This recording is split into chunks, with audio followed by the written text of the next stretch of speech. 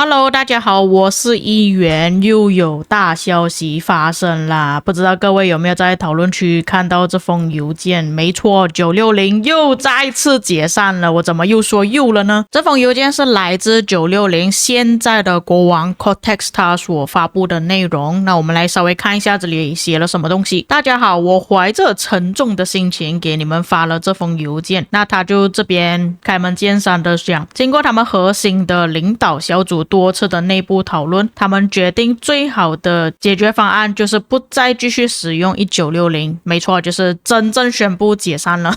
他这边也没有交代谁会去接手啦。其实我看了这封邮件之后，因为现在960的情况就是有很多比较高战或者是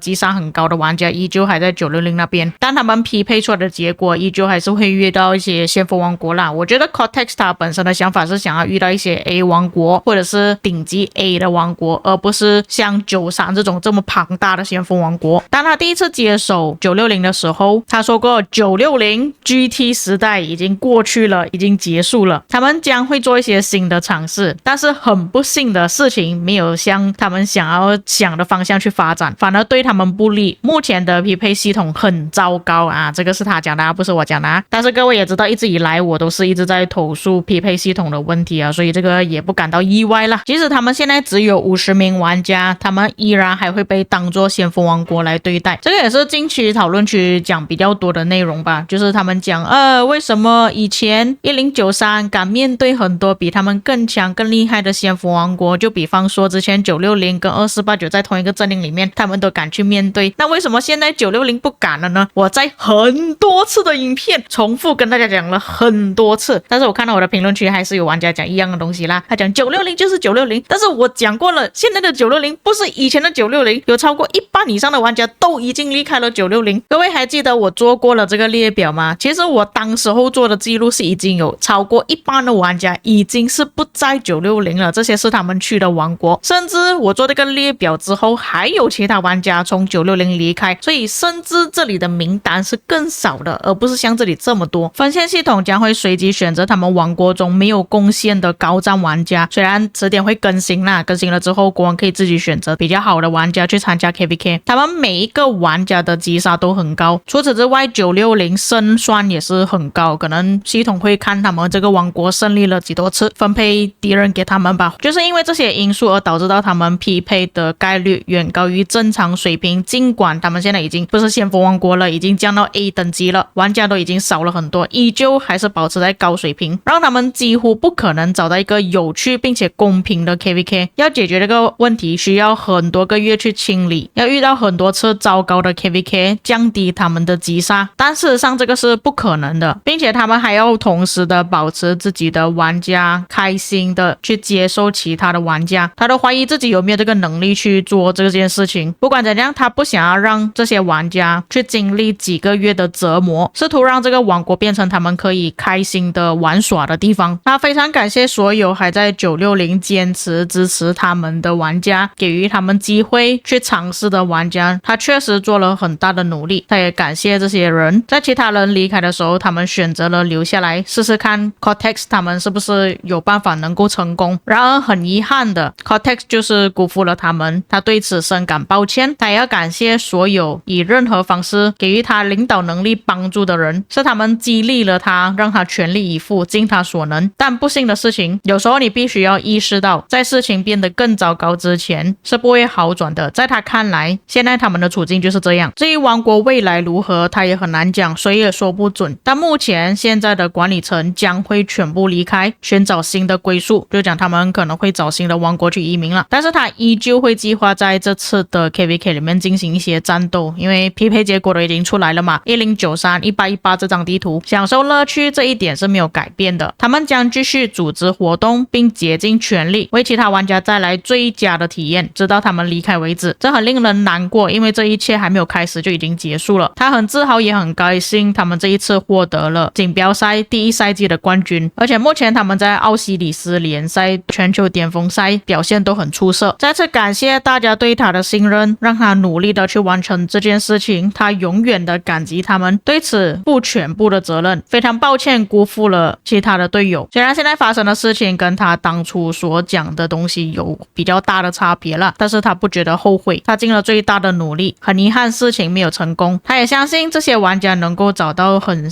棒的新家，不管去到哪里都会有出色的表现，因为你们现在确实是最棒的核心玩家，找到新家绝对没有问题，希望以后还能见到你们，再次感谢，我爱你们。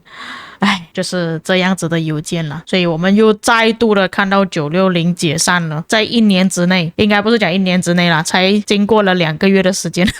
其实这个也算是意料之内的事情啊，我是讲真的，960的数据是真的有点夸张啊。毕竟你们可以想一下，960的玩家基本上击杀都是随便一个都已经超过了400亿的击杀、500亿的击杀，甚至还有1000亿击杀的玩家都有，所以他匹配到的一些对手肯定是会比较高一点的。然后一方面也是因为上个赛季的数据会比较好看一点嘛，所以影响到这一次的匹配结果可能就不是这么好。我个人是觉得 Cortex 它管理没有什么问题了，最主要就是游戏的机制对于960这个王国来说并不是很好，匹配的问题，否则的话我觉得是可以继续管理下去的。当然还有一方面的问题就是管理那边压力也是很大，如果他真的做不来的话，这个也没有办法，这个也是不管怎样也是 Cortex 他有尝试过了啦，毕竟年轻人吧，失败并不可怕，最怕的就是你从来没有尝试过。但是他在这封邮件里面并没有交代说谁会变成下一任国王啦，他好像真的是直接放弃了这个王国，或许他在这一段时间之内会找到另外一个接手的玩家也说不定。但是目前剩下来的玩家，我觉得这里应该没有几个人会想要做管理层嘛，比较多都是想要自己去打 KVK， 就是打野仗的那一种。为什么他离开了联盟，什么事情？不过确实也是可以看到他们这边的玩家剩下很少而已，我们算正常战力的玩家吧，至少8000万，就大概剩下47位而已。如果你们算到要6000万的话，